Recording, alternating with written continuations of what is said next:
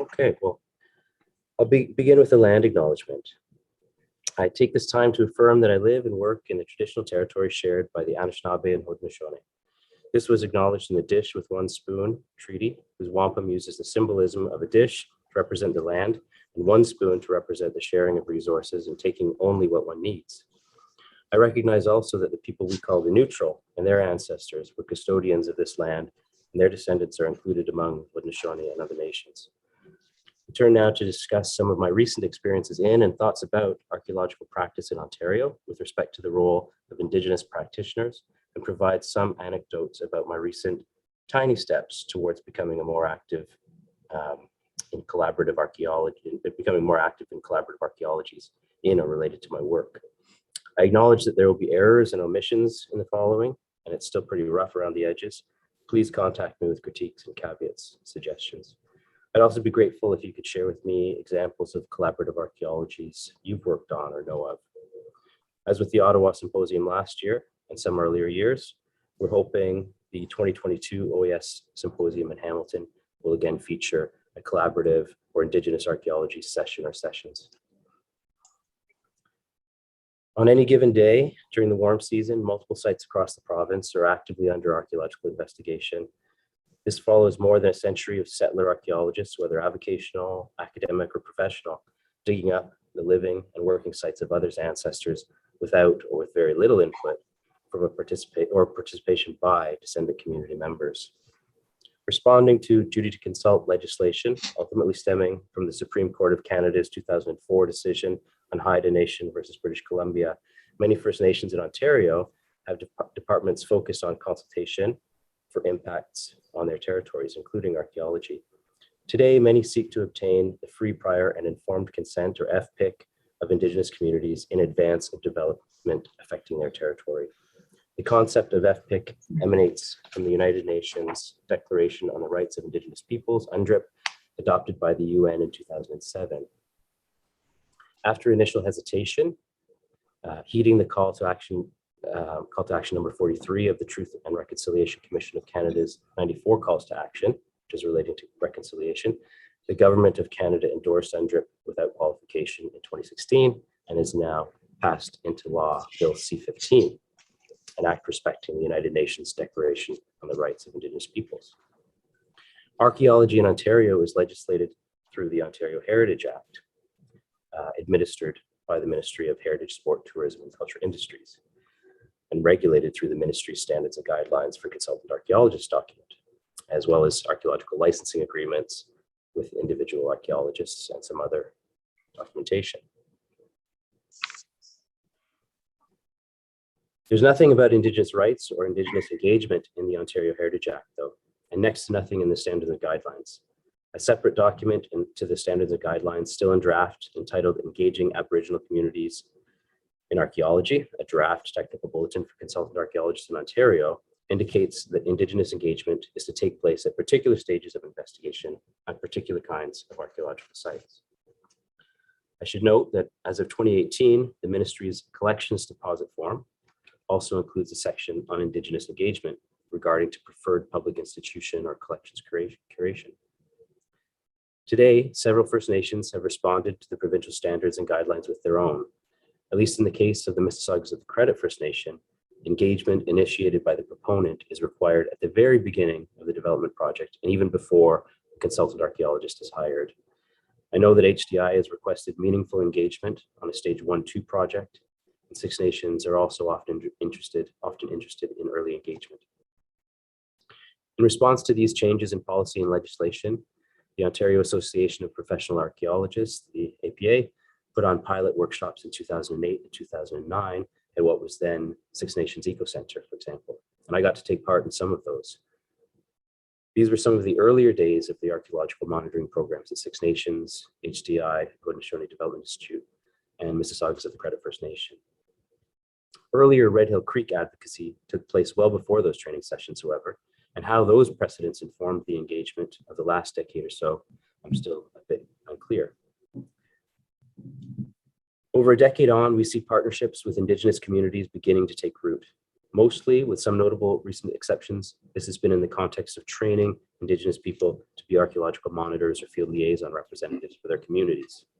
The OAS and the APA have been at work helping to train monitors, and there's even been a recent OAS Train the Trainers initiative, which perhaps sought to remove the settler archaeologists as knowledge brokers aspect, which is condescending and colonialist. Indigenous community archaeology departments are not at work, however, at least right now, as far as I know, training participants to be consultant or academic archaeologists. In contrast to a decade or so ago, Indigenous field liaison representatives and archaeological monitors are routinely involved in many stages of these projects, working alongside consultant archaeology field teams, advocating for particular field methods and recommendations, and receiving copies of field notes and reports for their communities. The number of Indigenous monitors across the province working for their respective communities could be in the hundreds. They do amazing work and connect past to present. While Indigenous people are routinely in the field on archaeological sites, their voices still rarely make it into the resulting site reports submitted to the ministry. These reports arguably become the de facto archaeological history of Ontario. While not the norm yet, there are some precedent-setting examples of community-based archaeological projects. For example, with the Mississaugas of the Credit First Nation and the Mississauga Nation, with the Huron-Wendat Nation, and with the Algonquins. I think there's still lots of room for projects to open space for Indigenous people to discuss their experiences with archaeology, the barriers that archaeology has put up to them, Indigenous understandings of artifacts and ancestral lives, and to articulate what research questions they themselves would like to have answered. It's been reckoned that about 80% of archaeological sites investigated in the province are Indigenous sites. That proportion may be declining as more settler homesteads have been mandated for investigation. I thought that in and of itself, a mandate for more excavation of settler sites might be self-serving to a settler regime that ought to be more concerned with saving more Indigenous sites. I see, though, that there have been some recent proposed revisions to the 19th century rural historic farmstead sites document by the ministry, and that these revisions will likely see fewer historic sites fully investigated and also impact Indigenous sites that happen to be multi-component with later settler ones.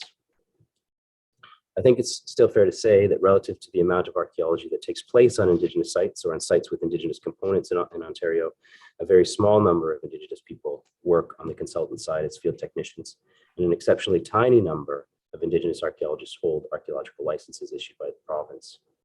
On the one side, there are non-Indigenous settler archaeologists who field supervise and win and run projects as professional licensees. On the other, as Alicia Hawkins has pointed out, there are people from descendant communities working on the whole as field techs, archaeological monitors, or field liaison representatives. It makes me wonder if a better balance can be achieved.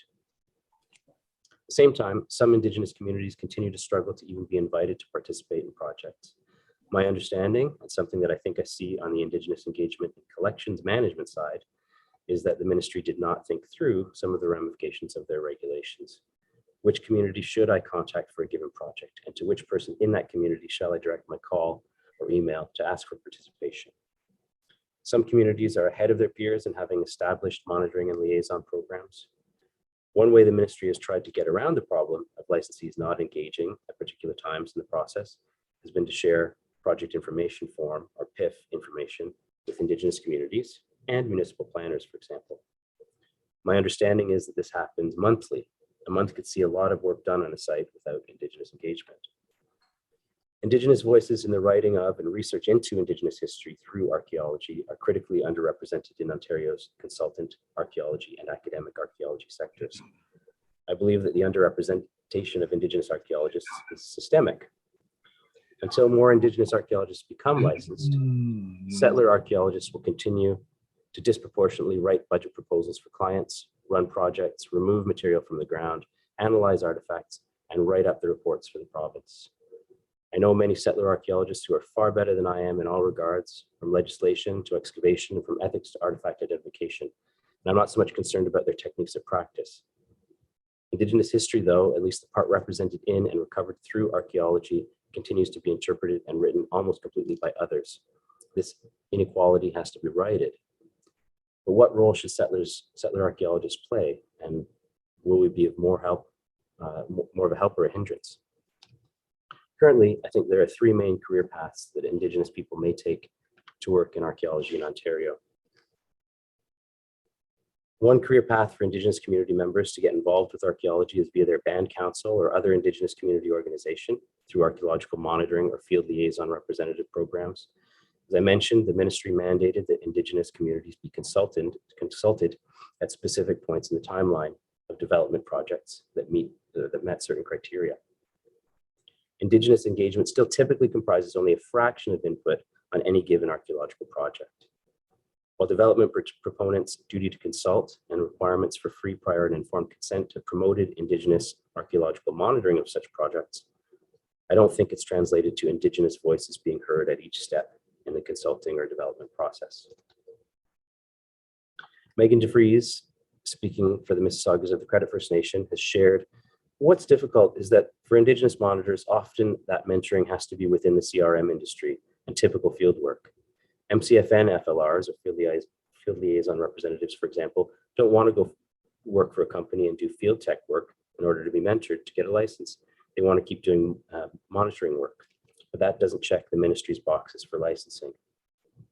According to DeVries, then, MCFN FLRs may not be interested in working for settler consultant archaeologists for several reasons, and I think this reflects biases throughout the system. I was interested to know if monitoring work would provide any field time credits for Indigenous archaeologists to transition into archaeological licensing in the consultant archaeology realm.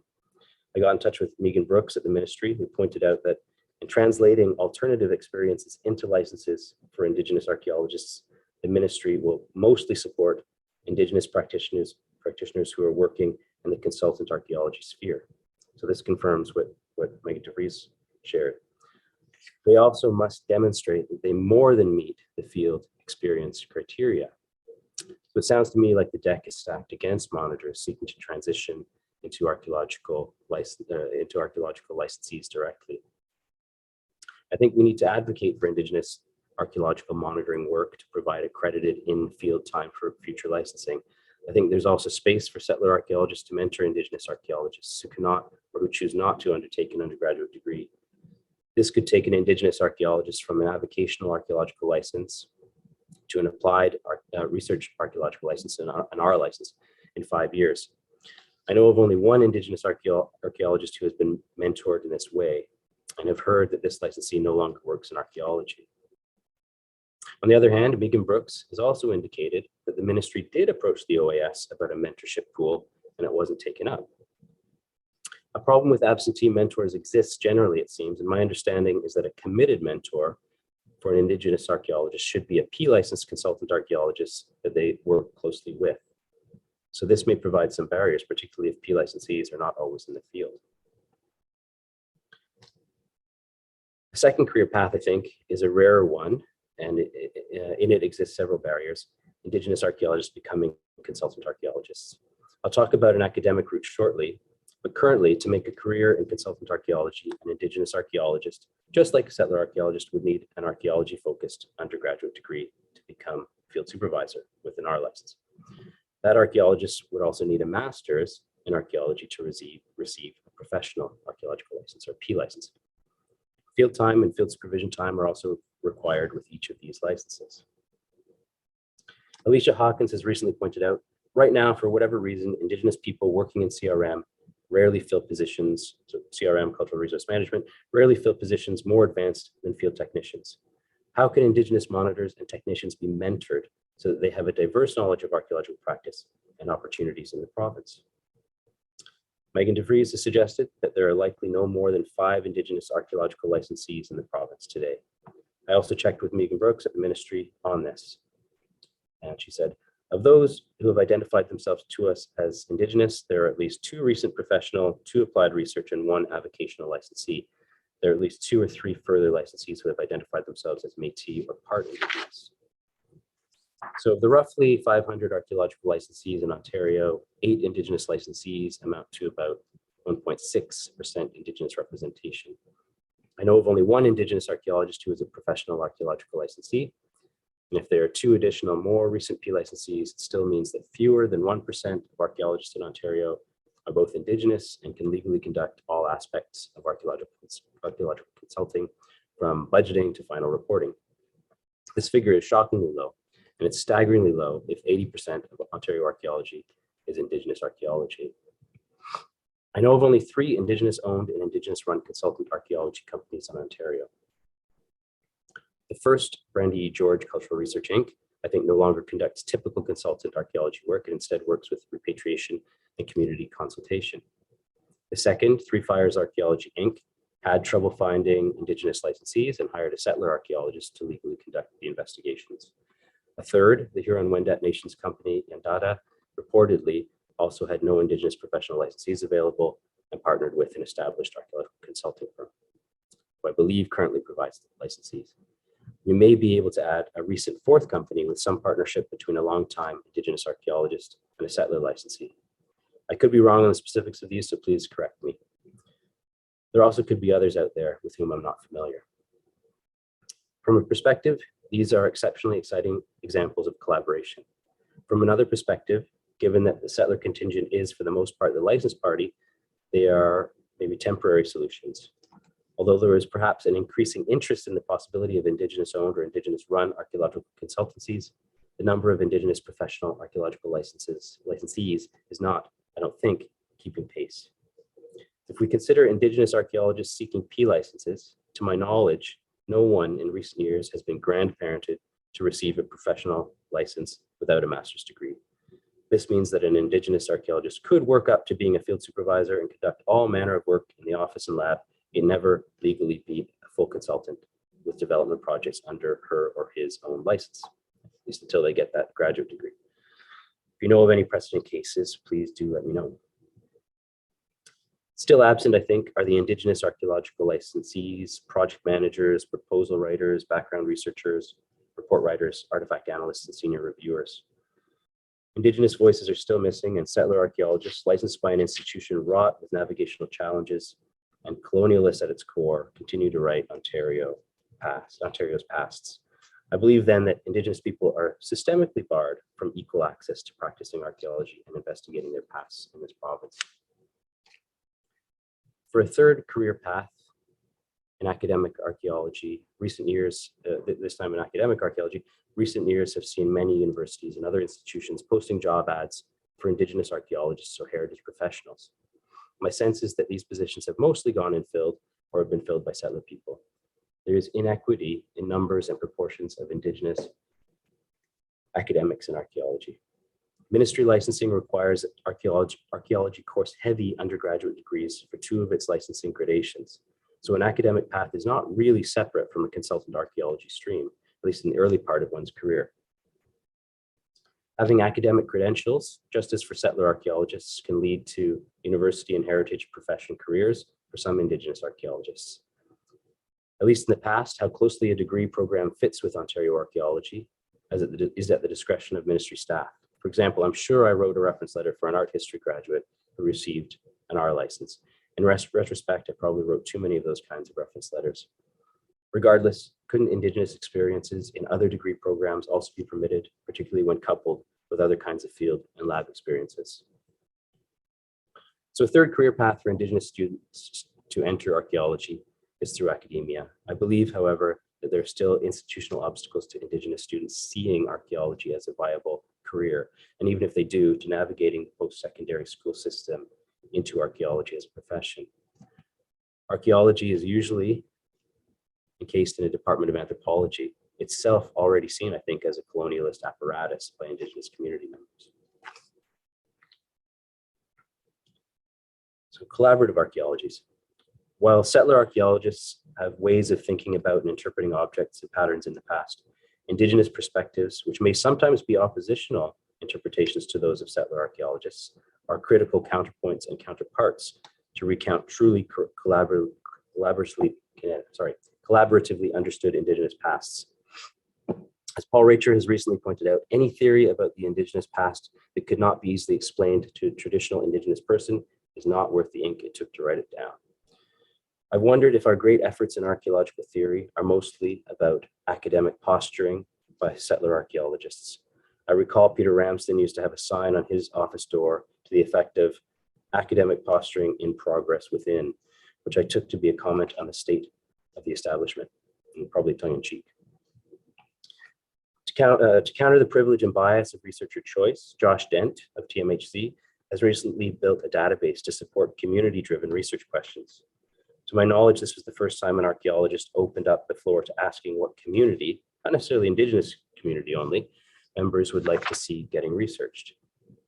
What was of value to them? Seeing Indigenous-built archaeological research questions and research designs with investigations undertaken by Indigenous people writing Indigenous pasts, I think, flows from that work too. I turn now to discuss some projects I'm currently working on with colleagues that may be considered collaborative or working towards collaboration. They may best be described as faltering steps or baby steps. In advance of the 2009 field school at nursery, I began seeking contacts for Indigenous participation in the field school. Though at that time, research archaeology was not, and still is not, a priority for monitoring and field liaison work.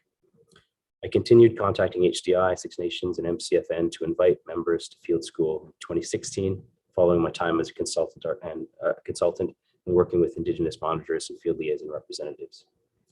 That became a lab visit by Paul General of Six Nations and our visit to Six Nations to meet the late Joanne Thomas. In 2018, my request for participation led to a small delegation from MCFN visiting the field school and also a field visit by Paul General. I've welcomed other visitors to the field school as well.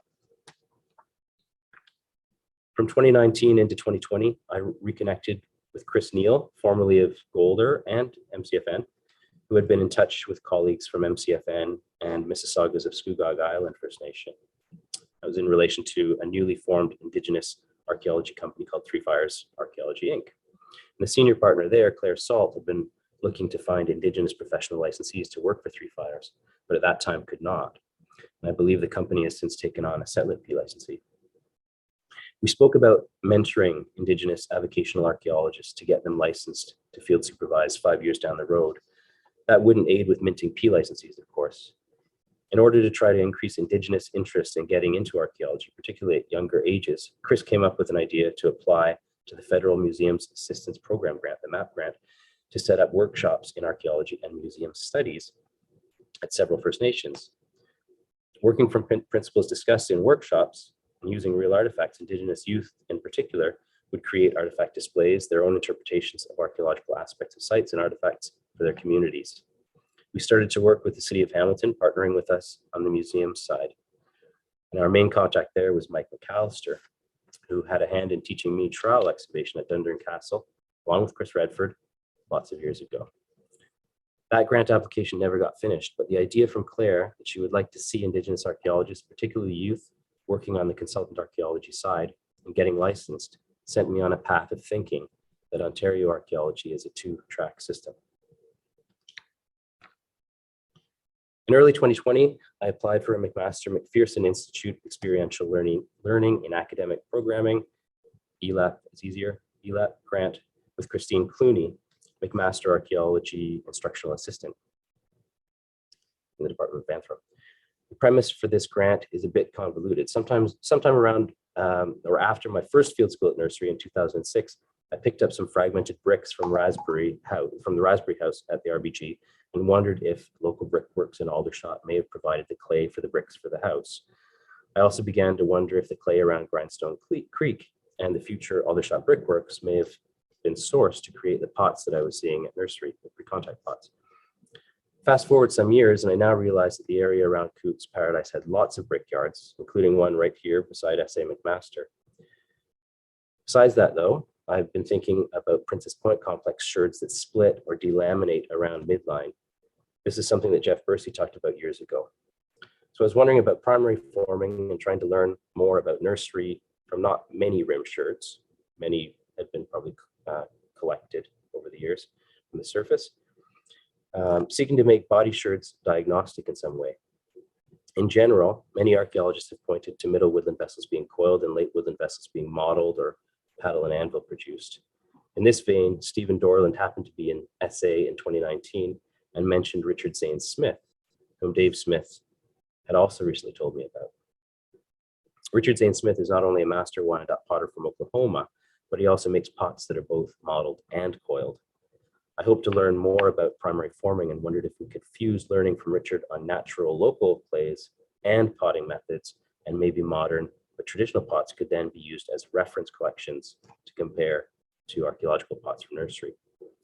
We proposed that Richard would come to the RBG and give my field school students and some others, including some budding potters from Six Nations, a week of day camps geared to finding clay and temper, building pots, and firing those pots. We were successful with the grant in March 2020, and we're all set for field school in May 2020. With the pandemic starting, however, field school didn't run in 2020 nor in 2021, and I was told we needed to use the funds by the end of this month. We then suggested that we merge the grant with Andy Roddick's ceramic analysis course this winter, 2022 term, so just finishing up, and Richard has been able to zoom in and talk with Andy's students and share some videos. I had a research assistant begin work helping Andy and beginning to think about a clay source referencing system, just starting this past January. And we were still intending now to undertake the clay sourcing, although it'll mostly be post-grant, post-monies. Excitingly, I also realized in late 2021 that Bill Fox and Jasmine Badar have a similar sourcing project underway. And my RA, Selby Westbrook, will be continuing with an undergraduate student research award, and will further develop, hopefully, the sourcing and analysis project through the summer. Priority areas in learning and teaching. So this is another smallish grant. Last summer, Adrian Xavier in the McMaster Anthropology and Indigenous Studies program and I were awarded a pilot grant, so priority areas in learning and teaching, entitled Towards a More Equitable Ontario Archaeology, Collecting Indigenous Student Voices at McMaster University. And this was geared for an Indigenous student partner who would collect Indigenous voices pertaining to the inequities and barriers thrown up by archaeology in front of Indigenous people. And we were hoping to hear Indigenous voices about their perspectives on equity and decolonization in Ontario archaeology, and to investigate what obstacles there are for Indigenous students to pursue archaeology as a career. The intention was an Indigenous Studies program student would project manage the interviews and create an Indigenous voice document that could be taken to the Faculty of Social Sciences, the university, and even the province to document challenges and suggest ways to promote Indigenous archaeology as a career. The entire fall term, however, produced no interested ISP student. My co-applicant, Adrian Xavier, is an acting director of ISP too, and works in food security and food sovereignty. I was a bit surprised that her stature in ISP didn't draw in an interested student, but the students were still not on campus in person in the fall. In consultation with Prof. Don Martin Hill, also of ISP, it was suggested that Emily Anson, a settler archaeologist, who'd been in touch with Prof. Martin Hill for doctoral work, could be a candidate. It was also proposed that perhaps someone from HDI could team up with Emily. And we're still just waiting for someone from HDI to join the project, but I'm excited that we may be getting underway shortly for this one. I also recently secured a small, just $2,000 student partners program grant, which aimed to train an Indigenous student in collections management here at SA and provide experience for that student to build Indigenous voiced archaeology workshops for Six Nations. In this case, it wasn't intended that workshops would be put on necessarily for Six Nations monitors, but instead for interested members of the public who less often hear from archaeologists and less often still from Indigenous archaeologists.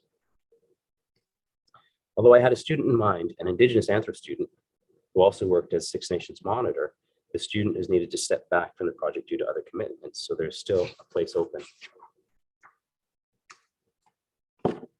Slightly larger grant that we've also recently won is a SSHRC Partnership Engage grant, or PEG grant, led by Andy Roddick of McMaster Anthropology, along with Adrian Xavier of ISP and Anthro, Tanya Hill-Montour of Six Nations, Kalyan Chakraborty, now of Max Planck, and Greg Braun of AECOM and Laurier.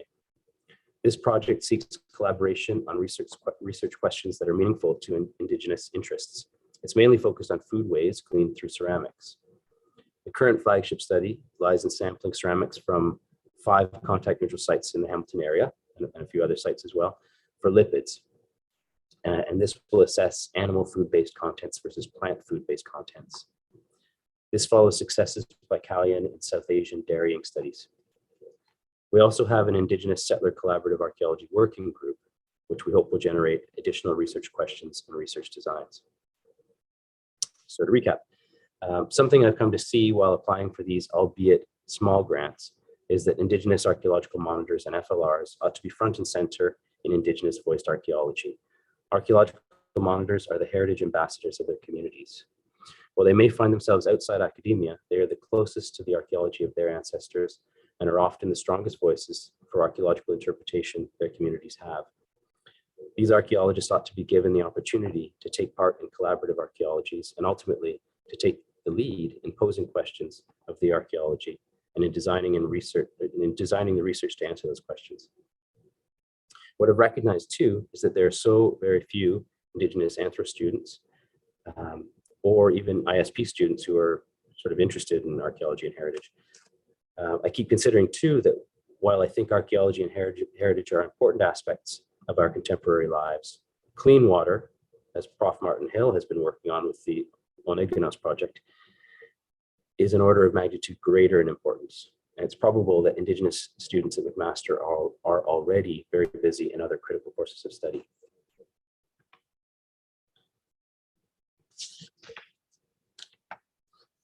Next, I'd like to very briefly talk about free, prior, and informed consent, or FPIC.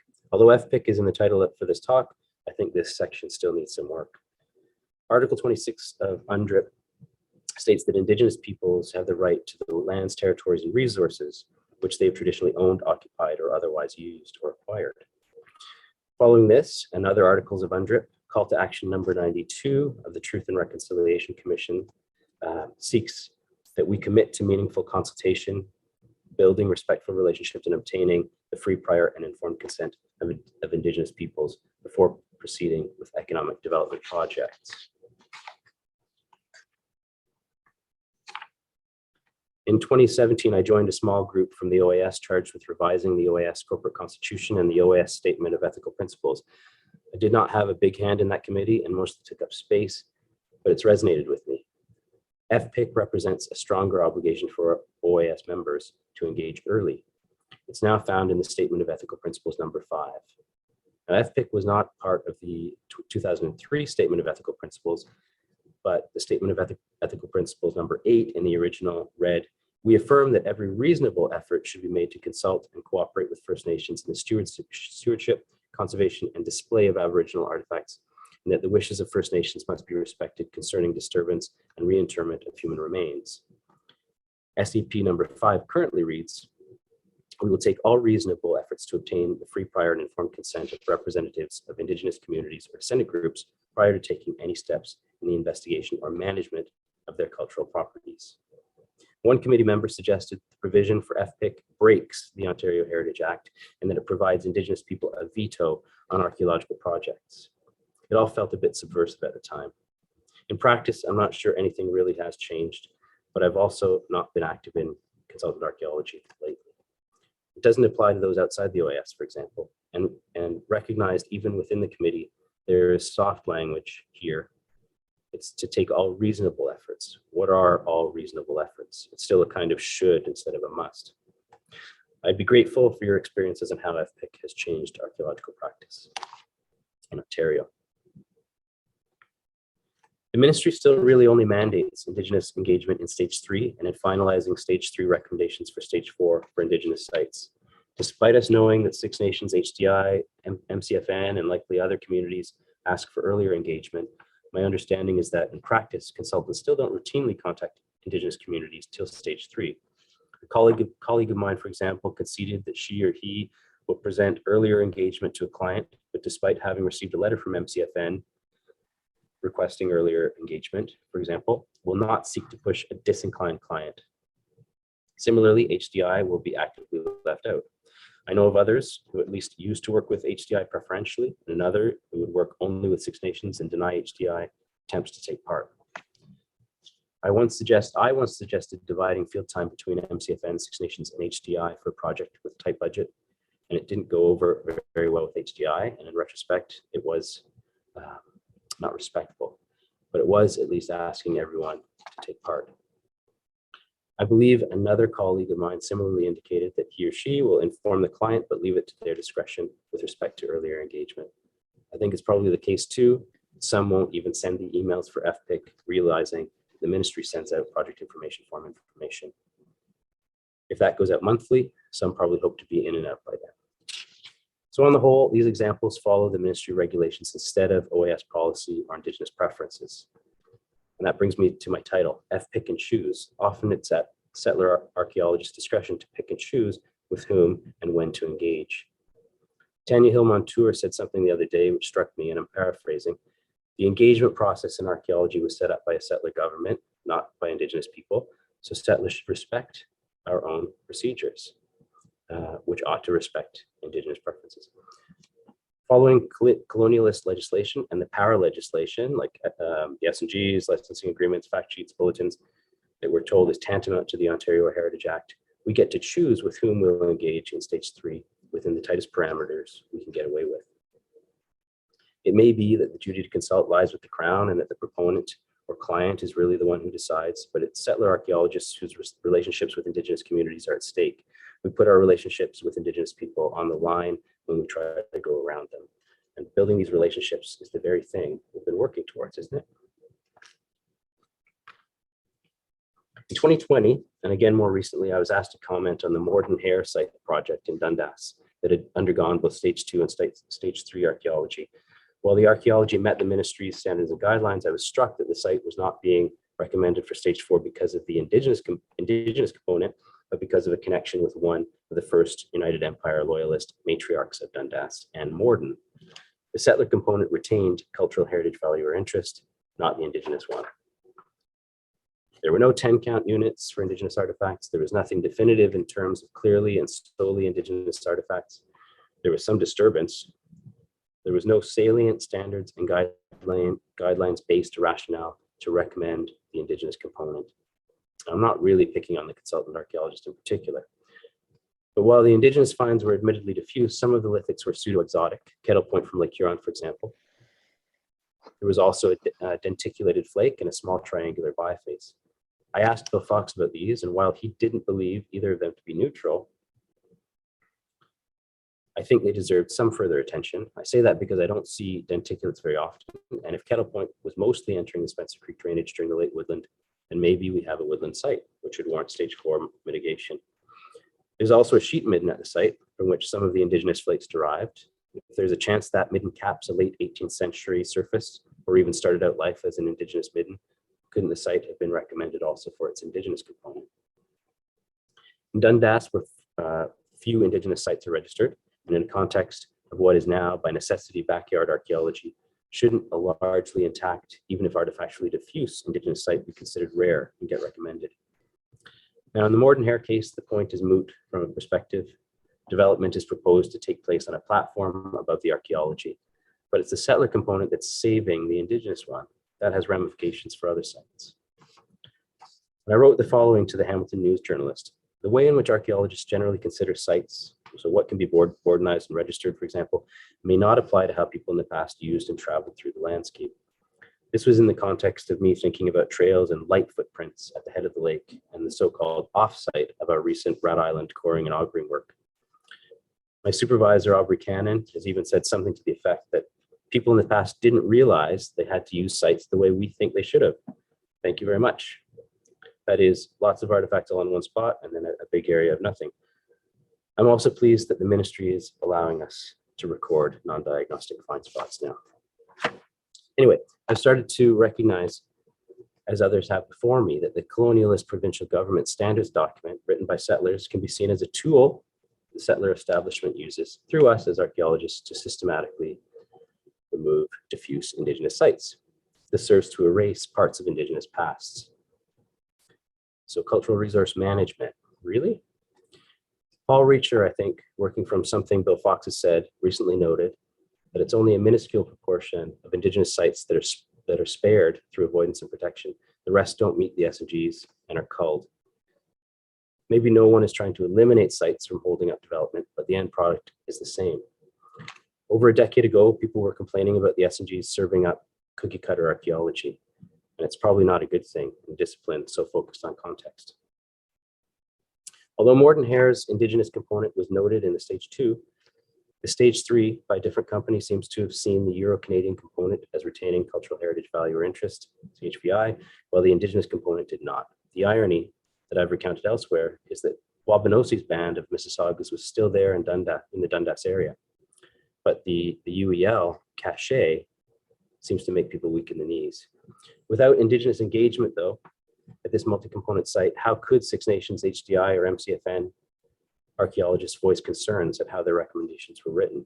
How many more diffuse Indigenous sites are to be culled?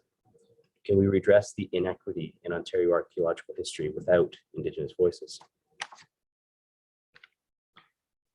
MCFN standards and guidelines for archaeology make the point that Indigenous engagement should occur with the Mississaugas by the proponent before the contract is even won by the consultant archaeologist, that is before stage 1, in order for Indigenous perspectives about cultural heritage value or interest to be accounted for.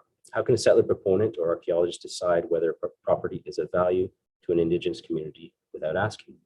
From that perspective, maybe even the ministry's own typical mandate for when Indigenous engagement is really required is wrong. Laurie Leclerc, in an Anishinaabe News article, calls the wording of the Engaging Aboriginal Communities in Archaeology Technical Bulletin wishy-washy. Actually, I recall at Golder, several of us reviewing the Engaging Aboriginal Communities document years ago and trying to interpret when Indigenous engagement ought to be conducted. The way I remember it, the senior archaeologist opted for the most conservative reading. That was, of course, the least expensive route and the one that gave Indigenous people the least input. Now, here's my confession of a recent error in judgment about FPIC. Recall the clay sourcing project. Well, after having been in touch last year a couple times with a heritage specialist at the City of Hamilton about things like metal detecting and tree planting, I inquired about whether I may collect clay from city properties. I was told that I would need to ensure that I'd obtained archaeological monitors from MCFN, Six Nations, and HDI, and to that list was shortly thereafter added the Huron-Wendat Nation. This was to comply with a monitoring policy that, in my reading, applies to potentially destructive city-initiated work by city staff, neither of which applied to me, and I believe that there was some overreach at play there. I also knew that to date, I'd never been asked by an Indigenous community to hire archaeological monitors for research archaeology. In any case, this set me down a road that would lead to me being told by the ministry that I'd need a PIF to collect clay samples too. Again, these samples were intended to become reference samples for future archaeological lab research. I waited so long to get the project underway. I found myself starting to rant about the ministry's requirements for a PIF to collect clay that was, to my mind, a meta-archaeology project, barely archaeology, but more so, my beef was with the city's double standards. For example, hundreds of trees could be planted on private land without an assessment, without monitoring, but a few holes for research on city land required so much more. And that's when I caught myself. I was thinking that I knew better and that I didn't truly need to request FPIC. I realized, as Alicia Hawkins has pointed out, what I needed was to relinquish my presumed authority. Now, in retrospect, I'm pleased the city has this policy and that at least one of their staff will defend it. All I needed to do was send some emails to people I already knew. It was in no way a hardship. I've since checked my privilege and I've been in touch with each of those communities. And currently members of 2 of these communities are interested in participating directly in what will now be a more collaborative archaeology project.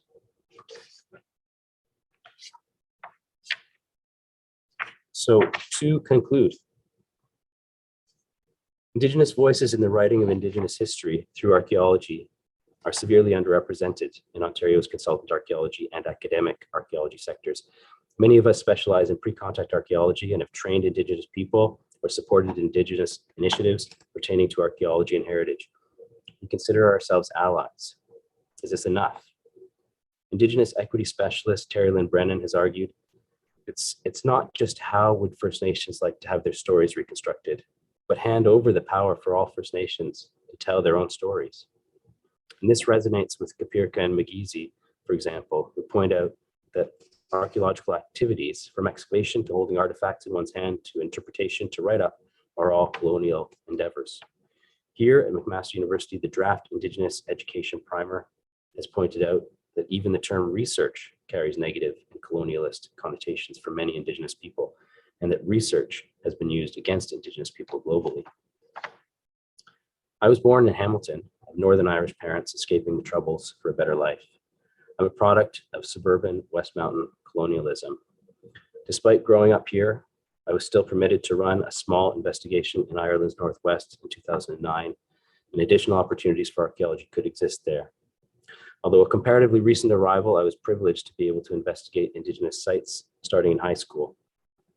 Terry Lynn Brennan and her PhD student, Laura Phillips, have asked, who are you to investigate, direct a search for, or recover, or hold, or tell, or showcase First Nations, Métis, Inuit stories or history? I'm unbelievably privileged to be able to manage Indigenous archaeological collections here at SA, to train students in field and lab techniques, which are facilitated by Indigenous sites and objects, and to present this paper and these ideas to you tonight. I have to stress that such privileges are not necessarily even options for many Indigenous community members in Ontario today. Ultimately, Indigenous archaeologists will ask their own questions of the past and make their own interpretations of archaeological recoveries. It's up to Indigenous people to decide if archaeology retains merit for them, if their work in archaeology will simply be advancing colonialist agendas, or if Indigenous archaeology will begin to return them the authorship of the past. I think that Indigenous students on the whole may not see archaeology as a viable or reasonable career path, and I'm hoping that Palette grant that I mentioned may clarify this. Without academic training, however, it's not currently possible for Indigenous archaeologists to become fully accredited consultant archaeologists or academic archaeologists. The main path to archaeology for many Indigenous archaeologists is through their community's archaeological monitoring or field liaison representative programs, if they've been set up. Currently, these programs do not easily allow crossover into academia or into the consultant archaeology sector. But I'm looking forward to hearing as more and more Indigenous archaeologists come through and Ontario's past voiced by Indigenous people. Thanks so much.